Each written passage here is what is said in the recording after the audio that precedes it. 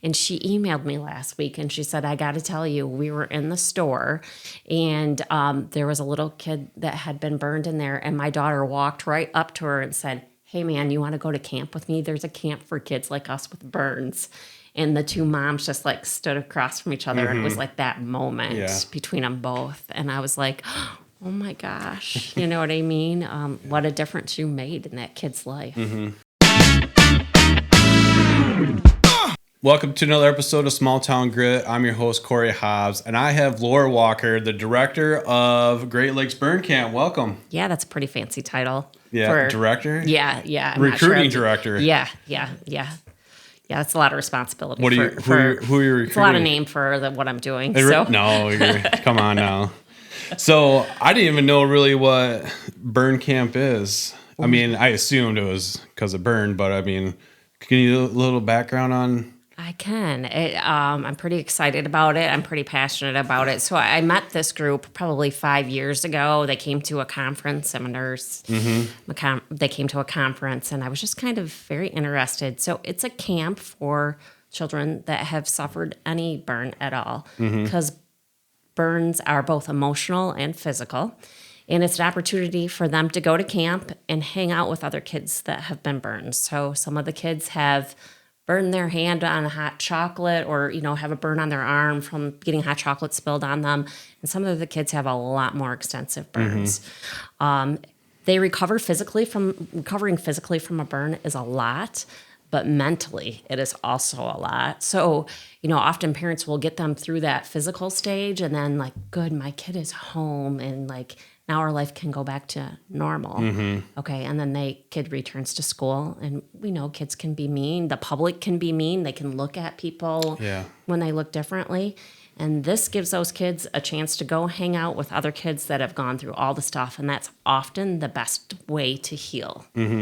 So how did you get involved in this? Because I've known you for quite a few years, and you're always involved in different things, whether it's CPR or stop the bleed or coming in with a helicopter on flight care or whatever you got going on. But how did you come across burn camp?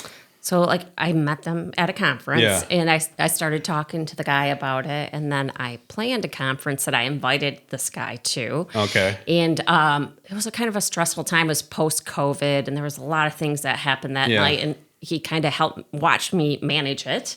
And he said, we had a dinner and he said, hey, can I buy you a drink? I was like, I got to get this done, and then you can buy me a drink.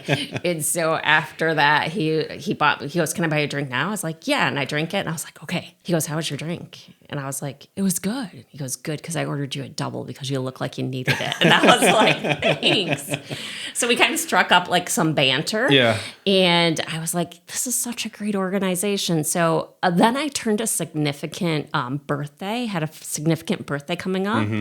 And my best friend and I from high school, our birthdays are like a week apart. And we're like, what can we do for our birthdays? We need to do something. And our birthdays are in December. So like it always gets put on the back burner. So I called my friend Rhonda up and I was like, so just listen to me. I got an idea. For our birthdays, what if we go out and TP like we used to? And she's like, all right. I was like, well, we don't tuck and roll like we used to. So here's an idea. I was like, let's go to like all our old friends, their parents, the people we hung out with growing up, and knock on their door and say, we're here to TP your house.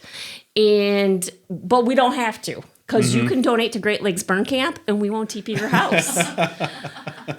And we'll do a Jello shot with you and we'll be on our way. Yeah. Or we can TP your house. It's totally up to you. Yeah, I love it. And she's like, I like it. And so we posted all over Facebook and we raised enough money with our little birthday outing to send 3 kids to camp. Wow, that's amazing. We raised over $1,800. Wow, that's awesome. And we had like old classmates that were getting hold of us. So I'm getting to the end point here, but anyways. Did you TP at anybody's house though? We did. We did. Her cousin was at a basketball game with their kids. And so we got to their house and no one was home. She's like, we're going in. They knew we were coming. We're going in. And I will say that we had a driver for this event and we made it pretty fun. So we went in and we took toilet paper went around the chandelier. We wrote class of 90 on shaving cream on the bathroom mirrors. That's awesome. We took pictures at our cousin's refrigerator, taking some of his beverages out of there. And then we sent them to them. And they got home, and their kids were like, Mom, Elf on the Shelf was here. I was like, they owe us a lot of money. Like, we did their dirty work. Thank you to our sponsors. IRD Homes, Mid-Michigan's top contractor, bringing new builds and renovations to life. Timber Oaks. Timber Oaks offers customized lawn and landscape solutions and is a premier Mid-Michigan lawn care company. Link Excavation, your Mid-Michigan excavating experts, serving Bay, Tuscola, Saginaw, Huron, and Genesee counties.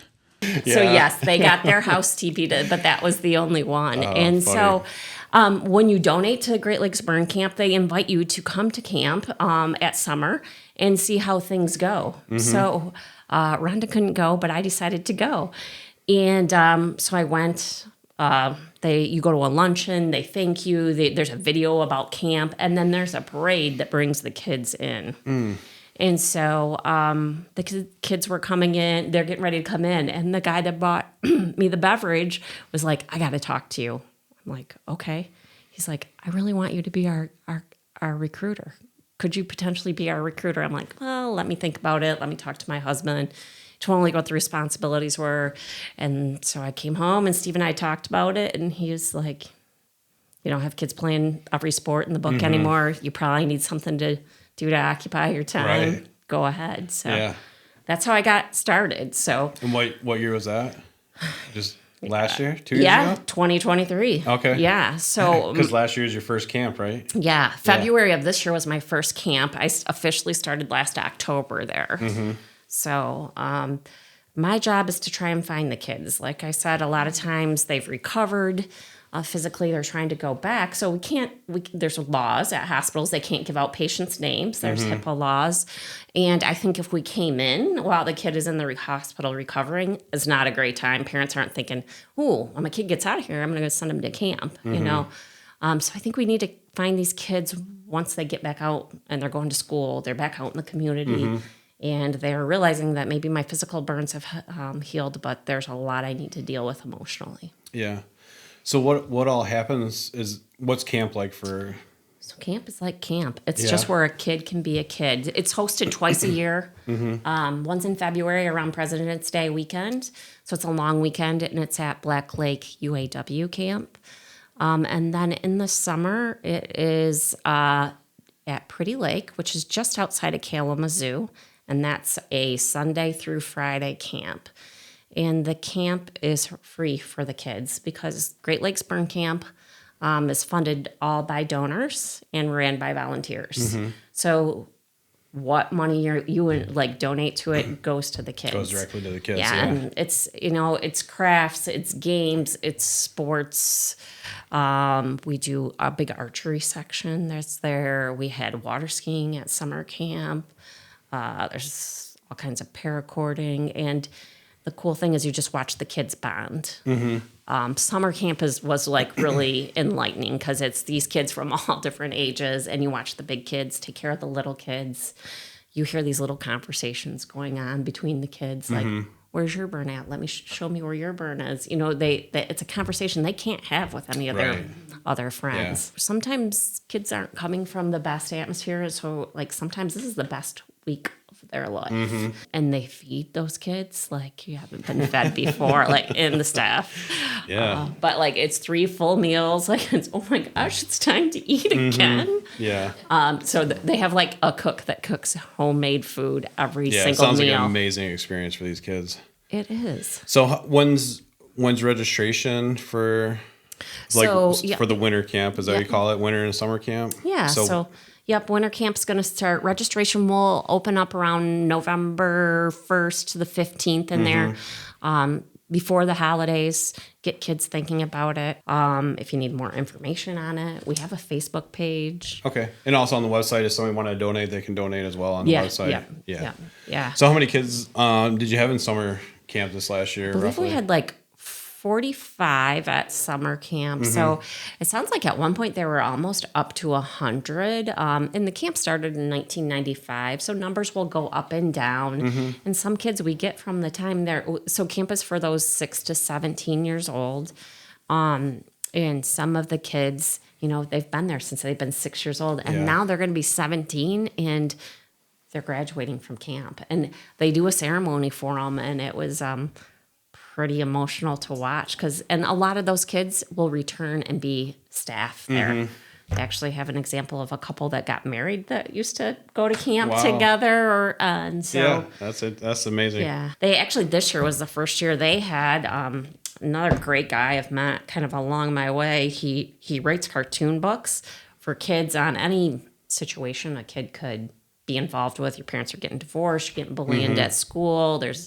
And he wrote one specifically for burn camp and what it was like for a kid to be thinking about going to camp and being scared, and another kid, but he never uses kids. They're all animal people in there.